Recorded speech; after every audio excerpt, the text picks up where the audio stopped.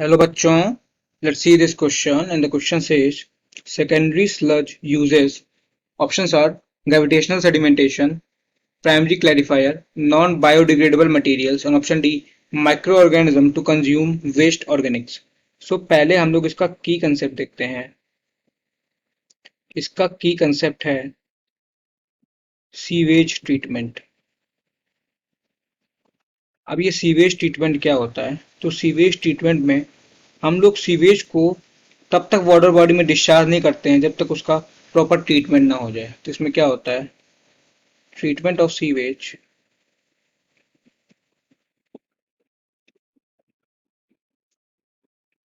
Before discharging it into water bodies. ये जो sewage treatment होता है ये होता है it occurs in sewage treatment plant. Sewage treatment plant.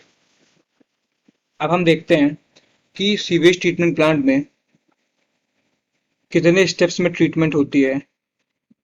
तो अगर वाटर बॉडी में डिस्चार्ज करना है तो 2 स्टेप में ही ट्रीट करके हम लोग सीवेज को वाटर बॉडी में डिस्चार्ज कर सकते हैं। बट अगर उसको ह्यूमन यूज के लिए यूज करना है तो उसको हम लोग को 3 स्टेप में ट्रीटमेंट करना पड़ता है।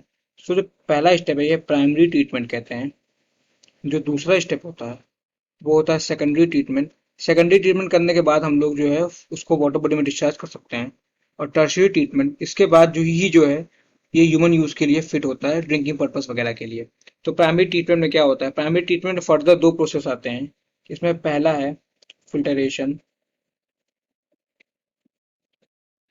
और दूसरा है सेडिमेंटेशन।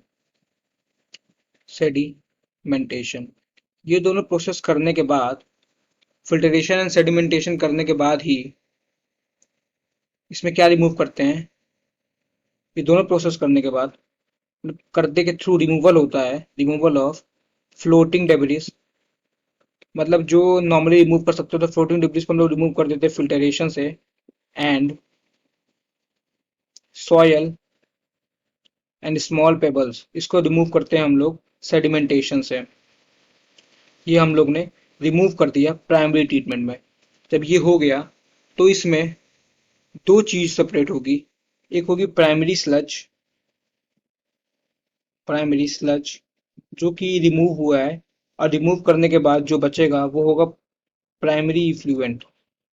ऐसा नहीं है कि प्राइमरी इफ्लुएंट बिल्कुल क्लीन हो गया है, नहीं। इसमें कुछ ऐसी भी चीजें हैं जो कि हम लोग अब नॉर्मल प्राइमरी फिल्टरेशन या फिर सेडिमेंटेशन से रिमूव नहीं कर सकते हैं।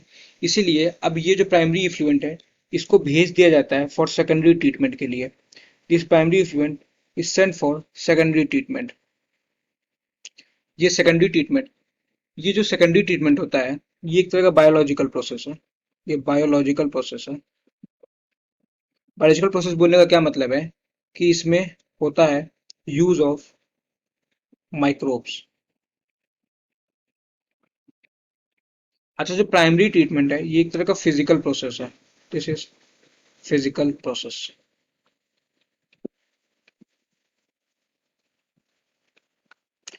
जो सेकेंडरी ट्रीटमेंट में जो प्राइमरी इफ्लुएंट गया है ये जाता है एरिएशन टैंक में। सो इफ्लुएंट goes in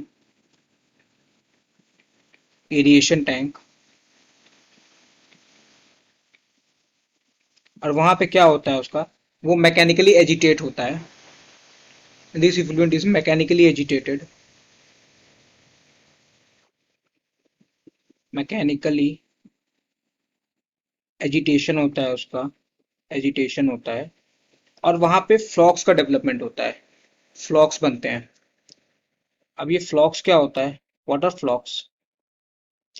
तो फ्लॉक्स बैक्टीरिया होते हैं विथ फंगल फिलामेंट, और ये बनाते हैं mesh like structure. Mesh like structure का फॉर्मेशन करते हैं। सो अब ये क्या हुआ, इसमें होगा क्या फिर, जो फ्लॉक्स हैं वो क्या करेंगे, वो जो हमारा सीवेज आया है सेकेंडरी ट्रीटमेंट में, उसमें जितना भी ऑर्गेनिक मैटर है उस पे फीड करेंगे। तो क्या करते हैं, feed on organic matter present in sewage. अच्छा, ये ऑर्गेनिक मैटर पे फीड करेंगे तो इससे होगा क्या, जब ये ऑर्गेनिक मैटर में फीड करेंगे उससे होगा ये कि जो सीवेज की बायोकेमिकल ऑक्सीजन डिमांड है, biochemical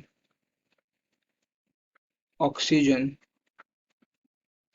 demand, biochemical oxygen demand को ही शॉर्ट में बोला जाता है बीओडी, वो रिड्यूस हो जाएगी। और अगर बायोकेमिकल ऑक्सीजन डिमांड रिड्यूस हो जाएगी उससे होगा क्या, उससे होगा कि पॉल्यूशन लेवल डिक्रीज कर जाएगा, pollution level of water decreases. अच्छा, ये तो ठीक है, बट ये बीओडी क्या होता है, तो बीओडी बताता है एक्सटर्नल पोल्यूशन को, मतलब जितना ज्यादा बीओडी होगा पानी का उतना ही ज्यादा पानी पोल्यूटेड होगा, एक्सटर्नल पोल्यूशन को बताता है। और ये फ्लॉक्स क्या करते हैं, ये फ्लॉक्स जो है बीओडी कम कर रहे हैं ऑर्गेनिक मैटर को यूज करके, इससे क्या हो रहा है, इसीलिए पानी का जो पोल्यूशन लेवल है वो डिक्रीज कर रही है। तो ये हो गया। अब इसके बाद क्या होगा, जब ये यहाँ तक तो काम हो गया, इसके बाद होगा कुछ ऐसा कि जो है, जो इफ्लुएंट बचा है उसको पास कर देते हैं इन सेटलिंग टैंक, इफ्लुएंट पास कर देते हैं इन सेटलिंग टैंक। फिर क्या होता है, फिर होता है कि जो फ्लॉक्स हैं वो सेटल हो जाते हैं और बना लेते हैं एक्टिवेटेड स्लज, ये एक्टिवेटेड स्लज का फॉर्मेशन कर लेते हैं फ्लॉक्स। अब ये एक्टिवेटेड स्लज क्या करता है, ये जो एक्टिवेटेड स्लज बना है सेटल होने के बाद फ्लॉक्स के, इस एक्टिवेटेड स्लज का माइनर पोर्शन, इसका माइनर पोर्शन वापस दे दिया जाता है, put back into in aeration tank. क्यों देते हैं, क्योंकि ये सर्व करता है as inoculum, to serve as inoculum. और जो इसका मेजर पोर्शन होगा, जो इसका मेजर पोर्शन होगा उस मेजर पोर्शन को डाल दिया जाता है या पास किया दिया जाता है, pass to anaerobic sludge digester, anaerobic sludge digester में। और ये एनारोबिक स्लज डाइजेस्टर में प्रेजेंट होते हैं, इसमें प्रेजेंट होते हैं anaerobic microbes, anaerobic microbes like methanogens, like methanogens इसमें होते हैं। और ये क्या करते हैं, एंड दीज एनारोबिक माइक्रोब्स क्या करते हैं, फिर ये जो है उसको फीड करते हैं और कन्वर्ट कर देते हैं या फिर फॉर्म कर देते हैं बायोगैस।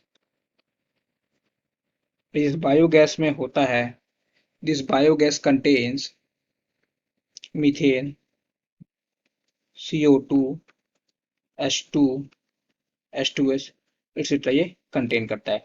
और जो प्राइमरी डिफरेंट बच जाता है उसको सीवर रिवर वाटर या वे वाटर बॉडीज में डिस्चार्ज कर दिया जाता है। ये तो हो गया सेकेंडरी ट्रीटमेंट। अच्छा, टर्शियरी ट्रीटमेंट क्या होता है, तो ये फिजियोकेमिकल प्रोसेस होता है, दिस इज फिजियोकेमिकल प्रोसेस। इसमें क्या करते हैं, इसमें इस फिजियोकेमिकल प्रोसेस में क्लोरीन ओजोन ट्रीटमेंट देते हैं और फिर पानी को या फिर जब वाटर को फिट फॉर ह्यूमन यूज करते हैं, वाटर उसके बाद क्या होता है, फिट फॉर ह्यूमन यूज। सो ये 3 स्टेप हो गए सीवेज ट्रीटमेंट प्लान के कि कैसे ट्रीटमेंट होता है। अपने क्वेश्चन पे आते हैं कि सेकेंडरी स्लज क्या यूज करता है। तो सेकेंडरी स्लज की बात ये थी कि ये यूज करता है फ्लॉक्स को, अभी देखा, जो कि फीड करता है ऑर्गेनिक मैटर को, जिससे बीओडी रिड्यूस होती है। सो जो सेकेंडरी स्लज होता है वो ग्रेविटेशनल सेडिमेंट्स में यूज नहीं करता है, प्राइमरी क्लैरिफायर को भी नहीं करता है, नॉन बायोडिग्रेडेबल मटेरियल को भी यूज नहीं करता है। यूज करता है वो microorganisms to consume waste organics, इसको यूज करता है। सो जो हमारा आंसर हो जाएगा वो हो जाएगा option D, that is microorganism to consume waste organic. I hope you understood well. Thank you and all the very best.